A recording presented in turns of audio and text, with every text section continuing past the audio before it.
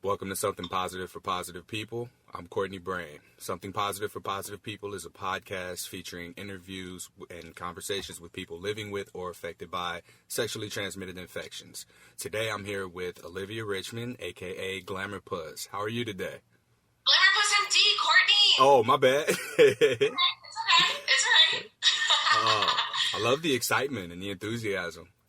Thanks. I'm so excited that I'm on your podcast and that you're on my YouTube channel. Yeah, I'm excited that you're here, and I'm excited to be here. Tell us about yourself. So, I'm Olivia, aka GlamourPussMD. That is my YouTube channel. I'm a third-year medical student. I'm currently living in Brooklyn, New York. And my mother's Cuban. My father's Jewish. I am a Jubin, a Jewish Cuban. And I'm 29 years old. And, I have a boyfriend. And I met him in medical school. And we've been dating for almost 4 years. Awesome. So when I reached out, I was originally reaching out because I came across your YouTube channel and you were talking about STIs. Little known to me that you were living with one yourself. Yeah. So I have herpes on my mouth. And I've had it since I was like a little kid. And, I have outbreaks every year. Actually, Courtney, I'm so glad that I remembered to say this. So I would have outbreaks like almost every year, just like once a year outbreak, like here, anywhere, right? Just like one little outbreak, whatever. I started meditation, and in medical school, that's when I first learned how to meditate, and I started meditating a lot, like almost every day. And since I started medical school, and I can't say that this is for everybody, I'm just saying for me, this is what happened, is I haven't had an outbreak since I started med school. I figured it would be the other way around. Wouldn't med school stress you out? I know. And I was like, here it comes. I know they're going to come now because medical school is stressful. So here we go, and of course, I'm like, I'm just started dating this guy, and I'm going to have to be like, oh, by the way, I have herpes on my mouth. Like, like, how do I have this conversation? Had it anyway, even though I didn't have an outbreak. And, meditation was just, like, game-changing. Okay. And what got you introduced to meditation? Like, how'd you get introduced to that?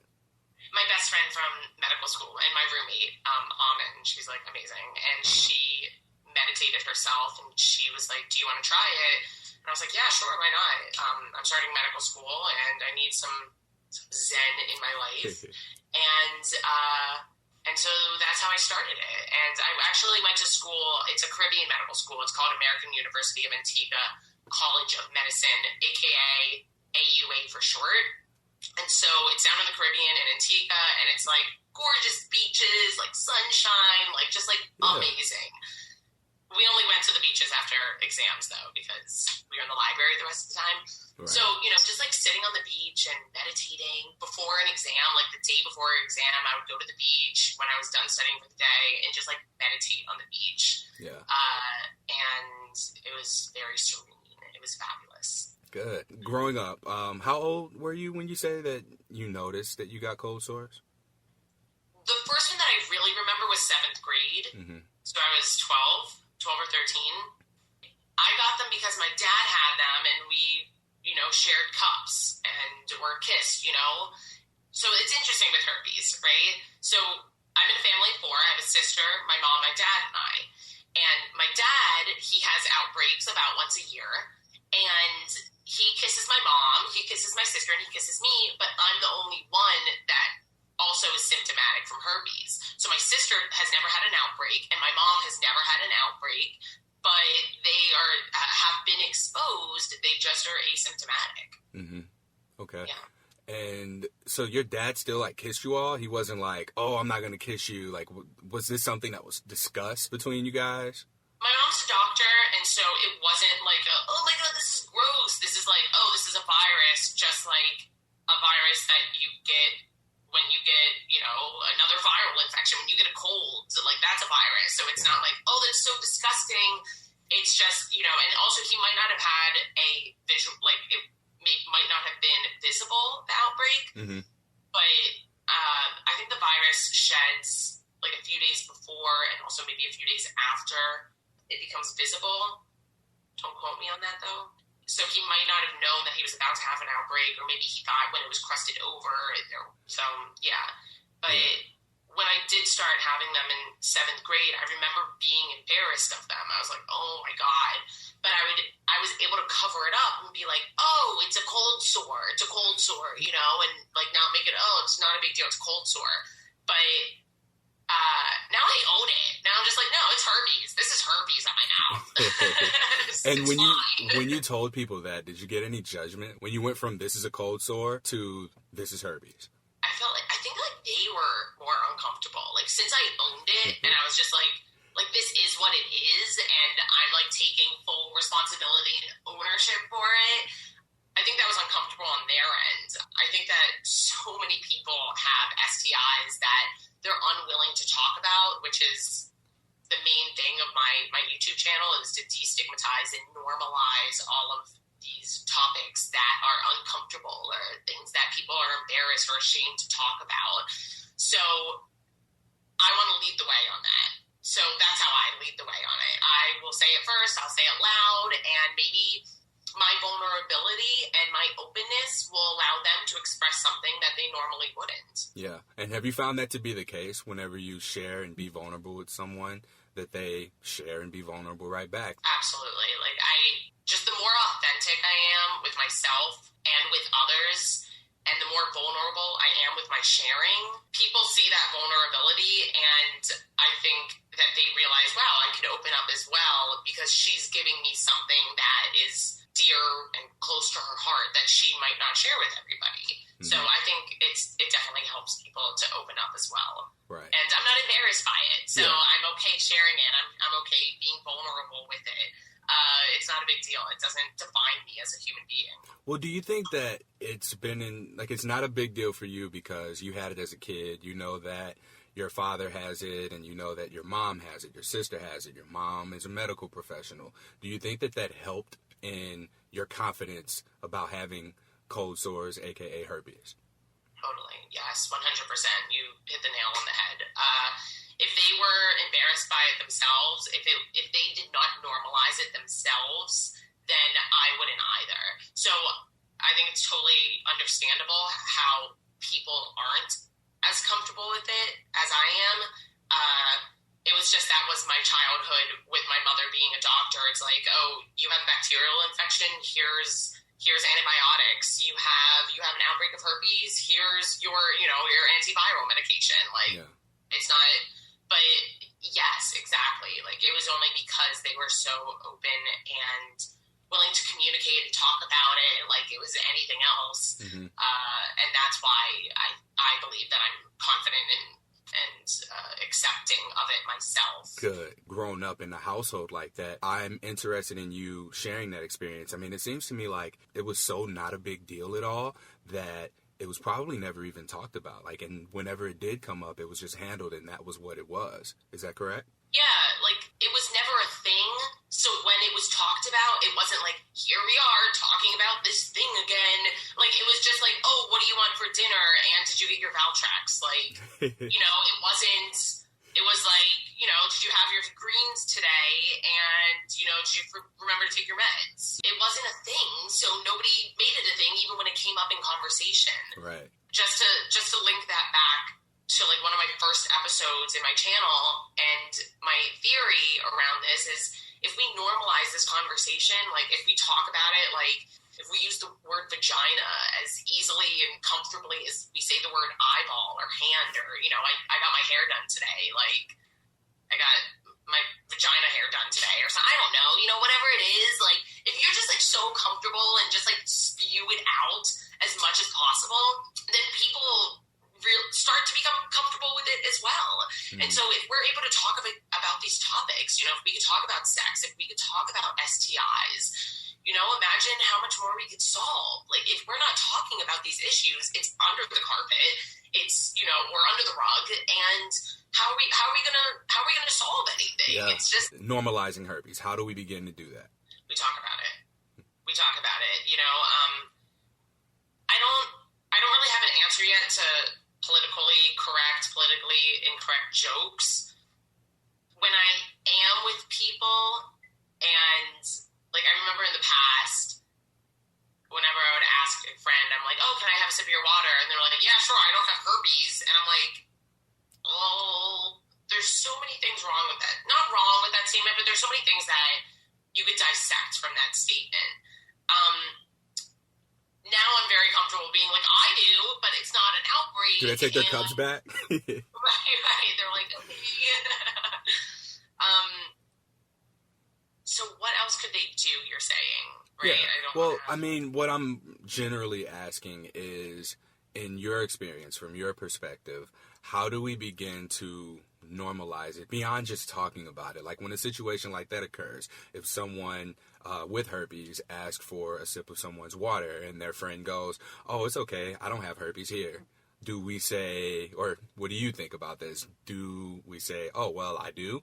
Or do we, like, hey, that's not cool? Like, how do we respond to something like that? I mean, I know how I would respond at this point. I don't think anyone who knows me would say that to me. If it's a stranger, I can be like, haha, well, I do, and if you have a problem with it, I can just go and get my own water. Like, I'd say something along those lines. Like, it wouldn't be me being a jerk to them. I wouldn't lecture them or anything like that. It'll just be dismissed. Making them aware of the fact that what they did was very judgmental because I'm where I am with it, with my status about having herpes. This is how I would handle it. But I can't speak for everyone. And that's an awesome response. That's so great. I think that if I want to educate them, I don't want to throw them under the bus with like judging them for the joke. So I feel like I would handle it with hitting them with a fact. I don't have the exact numbers here, but I'm pretty sure it's like a 1% chance or less than a 1% chance. Like if I'm not having an outbreak, there's a very small percentage for me to give it to you if we're sharing a water bottle. You know, like I think it's like so minuscule. So I would say something. I would personally say something like that. Be like, oh, I actually do have oral herpes, but like I'm not having an outbreak right now. I could not touch the cap if you want, and I'll just pour it out without the cap. Is that okay with you? That way, like I'm coming from like a totally non-judgment. Like what their joke, that it was fine that they have that joke because that's what their thinking is. You know, they don't know. Maybe they don't have herpes. They don't know anybody who has herpes. So yeah, they can make that joke. It's like people who make gay jokes where it's like, it's so gay. You know, you and I spoke about this before. Right. And I'm like, oh, well, like, I take offense to that. Like, gay is a synonym for stupid or dumb. And I just, it's insulting. Maybe we could use another word, and I throw something like that to them. Uh-huh. So I would probably hit them just with a fact and then be like, I can, get another water bottle if you want. If you're not comfortable with that, I totally understand. But actually, here's a fact for you, and teach them something that they didn't know. Right. I think that's a good approach as well. Only issue that I have with the statistics and the facts are that they're so inconsistent, and I think that a lot of it has to do with the wording. One of the recent statistics that I've seen is 1 out of 6 people have herpes. 1 out of 5 people have oral herpes. 1 out of 4 people have genital herpes. And then, like, the statistics continue to break down from there. When someone goes to disclose to a new potential partner presenting these facts, and they, disclose, tell them what it means, present these facts, and then that person goes on and does their own research and details, they can be like, wait a minute, this says one thing, this says something else, and it just looks so confusing because generally the angle is herpes is so common, this is how many people have it, and then you say this is how many people have it, and then they go to see that that's not true. Like, what you gave me is inconsistent with all these other things that are on the internet. So it's very challenging. I think that that's a big challenge for people too, is to be able to present consistent facts. And there are companies working to get this consistency, like projectaccept.org is working to get like consistent data out there on the statistics of herpes. What I'm trying to focus on more so is people's experience to help give an idea of just how different everyone is, how, you have outbreaks once a year. I've had one like visible outbreak, and whenever I've felt or got paranoid about anything coming, I would go on and just take the medication, 2 pills a day for 3 days, 6 hours apart, and be good until further notice. I have something that I want to say to that, and I might have a sneeze coming, so just forewarning you on that. One thing I do want to say with all the other STIs and like how we treat all of them, and is it 1 in 4, is it 1 in 5, like who has herpes, blah. In the medical field, what I can say for sure herpes is like so at the bottom of all the doctors, even medical students, when we're learning about it, it's at the bottom of everyone's list. It's like, I think we had like 2 PowerPoint slides on herpes. Like, that's how like benign herpes is. Mm-hmm. It's not a big deal. You're not going to have like, you know, life-threatening consequences unless you're immunocompromised. That's another category. But you're not going to have these like severe life-threatening. It's honestly, it's more emotional. I really think it's like more of like an emotional stigma in this country, probably around the world. Like syphilis, gonorrhea, chlamydia, all of those are like, oh, ha, ha, ha. But like herpes, oh my God, it's for life. So this is horrible. But like syphilis can kill you. Like that's an STI that literally could kill you if you don't get it treated, long term. But like herpes is so benign, it's not a big deal. Mm-hmm. So I think when we look at all the STIs together, herpes for some reason, because you have it lifelong, it's at the top of everyone's concerns. And the rest of them, even though they cause, like blindness and death and like all these other really intense side effects or consequences, herpes, because of the stigma, it's at the top of the list. Even though in the medical field, it's like, it's herpes, it's fine. I think that the people who have genital herpes more so consider themselves to be more stigmatized than the people who have oral herpes. Is that something that you would agree with?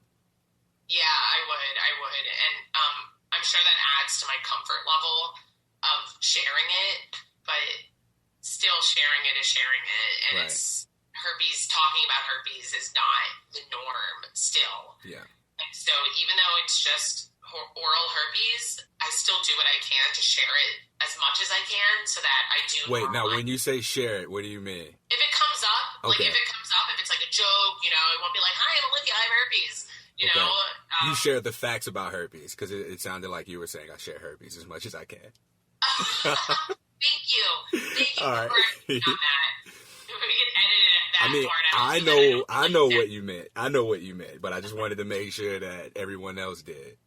Yeah. But I think it's a lot more challenging for people who have genital herpes, just because like now a lot of our identities are tied to, our gender. There's a double standard there of how men are with sex and how women are with sex. So when women contract an STI such as herpes, like now their identity is threatened based on like societal or social programming, which we can go on for days about social programming. And then with men, it's like, it's kind of the same thing. Depending on the type of man or person you are, like based on the media programming, you're not supposed to really talk about it or be emotional about it. So again, just goes down to how we treat sex in general, or how we talk about it or don't talk about it, that continues to bring up this continuous negative emotional response to having an STI. Yeah. And so then I have a question for you. Like, how did your viewpoint change, like, before you got diagnosed with herpes, and then afterwards? Like, how did you view, like, having sex with people? Like, did you personally have a stigma against it, and then when you got it, you were like, oh my God, like, now... So I can't remember one time where I had a conversation of, hey, do you have any STIs? Like, there's one that I had to sit down and, like, really think about to remember, and I had that conversation, and she was like, nope, I got tested for everything, I'm clean. And then, bam, we went at it. But outside of that, herpes never came up. Like, I had friends who would tell me, hey, I found out that so-and-so has herpes, and they weren't jerks about it or anything. I don't know where the relationship went. I think they like still hung out, but that was it. That was the only time I really heard of herpes, outside of jokes or comedians or in the media. But after I got it, I was like, oh shit. All of those things, like, no one's going to want to have sex with me. It's going to be difficult to be in a relationship. I'm going to be masturbating for the rest of my life. Those were the kinds of thoughts that hit. And then when I found out, it was like, oh, shit, who else did I give this to? And turns out I didn't give it to anybody I thought, I may have given it to or could have gotten it from. So I was just kind of stuck like, well, where did this come from? And so not having that closure or whatever has been fine because now it's like, all right, clear conscience. I haven't given it to anyone. Like, I have it. This is what it is. And then I began to have my own experiences with it. Like, when I found out about outbreaks specifically, like, oh, it's not going to always look like what it did when I was first diagnosed, and it went away. I was like, oh, okay, well, what else is there? And then it was just like, manage your stress, work out, eat right, avoid certain foods, which I haven't avoided certain foods because I believe that it's like everyone's different. Some people can have chocolate and certain protein powders and stuff like that. Others can't. For me, nothing really changed except for I started to really manage my stress and eat and work out, or eat better and work out. And then sex-wise, the only difference was I started to have that conversation. It made me start to have that conversation and be more mindful of my own sexual health and start to make sure that I wore protection. So if anything, it was more of a positive than anything else, because now I was beginning to have conversations that should have been had prior to me getting herpes, which is ass backwards. You would think that I would have tried to not get an STI by asking that question, but afterwards it was like, okay, hey, I have an STI, so here's what it is. Yeah, totally. How has your experience been in dating? So as someone who's grown up with cold sores on your face, calling it herpes, how has dating been for you? I feel like the one time that I really ran into something was when I was dating this guy for a short period of time, but we were, moving forward with our relationship, and I had an outbreak, and I was like, oh my God, now I'm having an outbreak, and now, I give it to him, and so, this conversation has to be had, and it was, really, it was embarrassing, this was, years ago. I was, 22, 23, 24, something like that, and I totally did it over text. I was just because I had to had to quickly pick something up at his apartment, and I was just like, oh my God. So I texted it to him, and he was freaking out, and I was like, what did I do? This is horrible. I should have said this before, this and that, to make himself feel better. He had a doctor friend, and he called him up, and the doctor friend was like, no, you're fine. You haven't had an outbreak, and has she kissed you recently? And he was like, no. And he was like, no, you're fine. And you've probably already been exposed to it with the amount of people you've already hooked up with or helps you've shared, or, you know what I mean? And he was like, it's not, this isn't a thing. I think once he got a doctor's, okay from it, then he was okay with it. He was fine with it. And it wasn't a thing for the rest of our relationship. And then, yeah, I tell my partners, when I'm about to have an outbreak, I obviously, you can feel it. It's tingling. And so I make sure that I'm very clear and direct with that. Oh, okay. For the relationship that you're in now, how long were you seeing each other? Almost 4 years. So, wait, I thought you were a third-year med student. Yeah, so I had to take 6 months off to study for the first part of my medical boards. So I'm still, I'm in my third year and a half. Got it. Okay. And how was he about it? Does he have it too, or was he just accepting of it? He's never had an outbreak. He was fine with it. At first, he was I think it was a month into us dating, and I felt a tingling coming on, and I was and I just turned around because we were in the room together, and I was just so, gotta tell you something right now, because now I'm feeling this, I'm feeling the tingling, and I'm I have oral herpes, I've had it since as long as I can remember, and he was his face, if you could watch it on my channel. You have to go to the YouTube video and watch this so that you can see the facial reactions. See the face. I was Carl, I have oral herpes, and I feel like I'm about to have an outbreak. And he was and I was it's okay, blah, blah, blah, don't worry, it's fine, trying to minimize it and play it down. Also, I think that you have to look at it from the other person's perspective, and also, even though he did make that face, I'm all right, Olivia, let's not minimize it. This is a big thing for him. Treat it as a big thing for him, really just, get what he's feeling and all of that stuff, really communicate it clearly. So, whatever, I took my Valtrex. I think it came out maybe, I don't remember, to be honest, but he's never had an outbreak. He's never, ever had an outbreak. That's just, I don't know, what you could tell from, if you do kiss somebody that has herpes, you might not be symptomatic. What was his response? He didn't get up and leave, or did he ask questions, or what? I think he asked questions. He was just all right, so, do you have genital herpes also? And I was no. And he was okay, you've had it for, since you were little. And I was yes. And he was like, okay, all right. And I was just like, you know, you're going to definitely be exposed to it if you haven't already, which you probably have, but like, you'll definitely be exposed to it if I kiss you when I have an outbreak. And so that's just the time where we have to stay clear, and, you know, not have skin-to-skin contact. And he was like, okay, all right, okay. And I was like, are you good with this? Are you cool with this? Like, is this all fine? And he was like, yeah, this is fine. This is good. I think even if he did walk out on me and was like, no, this isn't okay, like, this is not okay with me, of course I would be hurt, but I also know I'm awesome, you know, like, I'm an awesome person, and I am not herpes, like, I am Olivia, GlamourPussMD, medical student, like, so cool, like, all this other stuff, and I have oral herpes, you know, but, so, even if he did walk out, I'd be like, it's all right, on to the next one.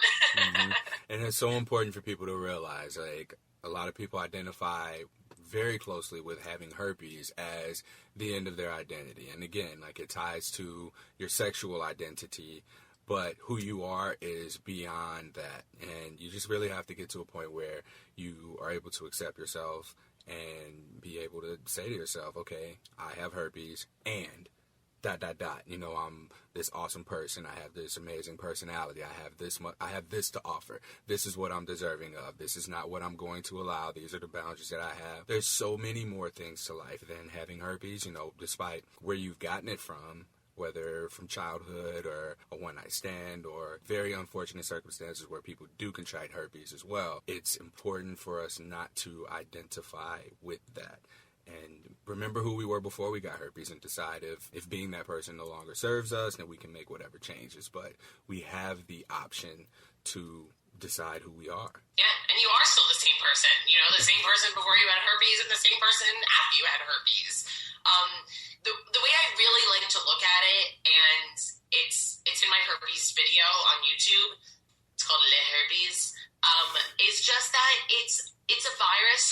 So in oral herpes, the virus lives on your trigeminal nerve. So it's just a nerve that supplies innervation and nerve endings to the face.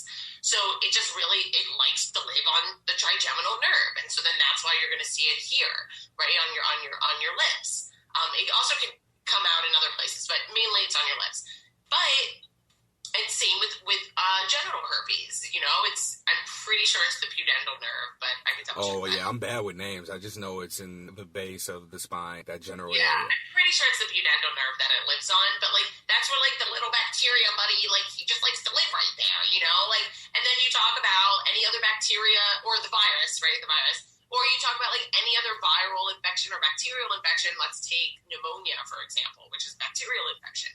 So, like, that little buddy likes to live in your lungs, you know? So it's like, this little bacteria likes to live in this place, and that virus likes to live in that place, and they just look a little different, and like it's attached to different things. So it's really the language that we use, you know? It's like, oh my God, you have pneumonia? Sorry, we can't date ever. Versus, like, yeah, you have herpes. Like, it's just a different organism that lives in a different part of your body. Yeah. It's okay. Yeah. And it doesn't end your life. Life's not over because you contract herpes by any means. And, I mean, there's plenty of us who can attest to it. There's other podcast episodes where people talk about their experience of how life is not over. There's this conversation we're having, and then there are tons of people out there who can, you know, you may not even know have herpes. I mean, statistically speaking, we all know someone who has herpes. We just don't know it, you know, because they've chosen not to tell us, or it's just none of our business, or there's no reason for them to tell us. But I think that that's the mindset that we need to carry on, especially people who are HSV positive, to know you're not the only person who has herpes, and you're not the only person you know who has herpes. You just don't know it yet. Yeah, exactly. And the majority of people have been exposed to herpes already. You know, if you just look at my mom, my sister, and my boyfriend, who have all kissed me throughout our entire lives, and they've never had an outbreak. So they're all exposed to it, you know, like their antibodies would probably come up positive if they had a blood culture, but they just never had an outbreak before. So yeah, it's very common. Yeah. So we talk a little bit throughout this podcast about your YouTube channel. So why don't you, like, take this time to tell us what it is? Like, what are you doing? What is GlamourPussMD? I got to tell you, when I first saw the name, I kind of chuckled. I was like, I thought it was, I thought you were selling sex toys or something. I seriously thought that. And then I went to the channel, I was like, oh, we're talking about STIs. That's right. So, my channel, oh my God, I'm obsessed with it. Yeah, my channel, GlamourPussMD, I am talking about, first I'm talking about, like, why does a girl get her period? Then I talk about, like, STIs, I talk about sex, I talk about just normalizing that language. That's my main point of my YouTube channel, is to destigmatize and normalize language around sex. Because my theory is that if we normalize language around sex, then we could talk about issues such as sexual harassment, assault, consent. And so those are the videos that I'm getting into now. And I've made videos on harassment in the workplace, sexual assault. I've had my cousin come on who was sexually assaulted in college, and she talked about her experience.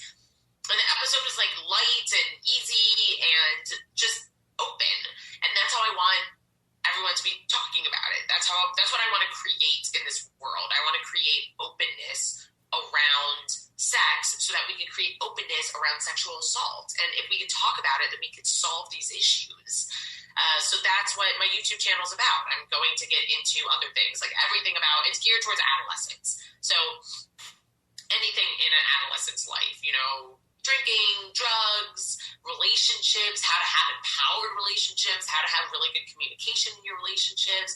So right now what I'm doing, what I'm shooting is, I haven't released any of these yet, but what I'm shooting is whenever my boyfriend get into an argument, both me and him have taken this empowerment life communications course that just like totally changed our lives. It was amazing, fantastic.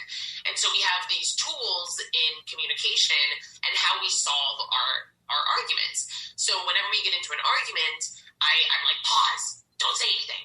And I like grab my video camera and I put it in front of us. All right, I'm like, okay, go, let's continue. Like start from the beginning of what this fight's about. And so then we talk out the fight and we solve it within 5 to 7 minutes. You know what? Regardless of what the fight's about, we solve it within less than 10 minutes. Yeah. And we just use those tools to figure out how to solve the problems. And so that's what I really want to teach adolescents.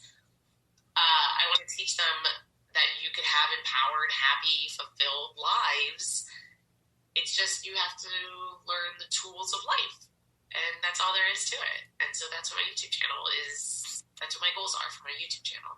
Good. Well, I mean, whatever I can do to help, just let me know, because we need that. The more comfortable we are able to discuss topics such as sex, like you said, we can get into handling more serious issues such as consent, sexual assault, people being in toxic relationships, learning what a healthy relationship is, and most importantly, being able to communicate not only with your partners, but with yourself also.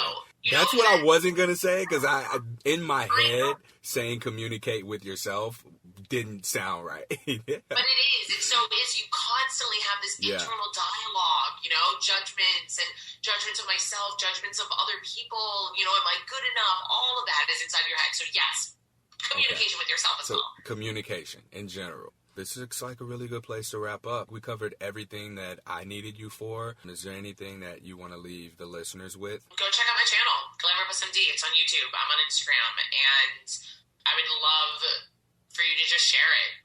The knowledge it's urgent. The knowledge needs to get out there. Definitely. So, yeah, that would be my call to action. And then also I would love to do another episode and actually interview you and flip this around. We're gonna save that for a future period of time. We can do that. I always love when I get to get asked questions, because I do it all the time, like for other people, and I love listening to people, but then when I get to talk, good luck turning it off. I'm going to have to cut you off.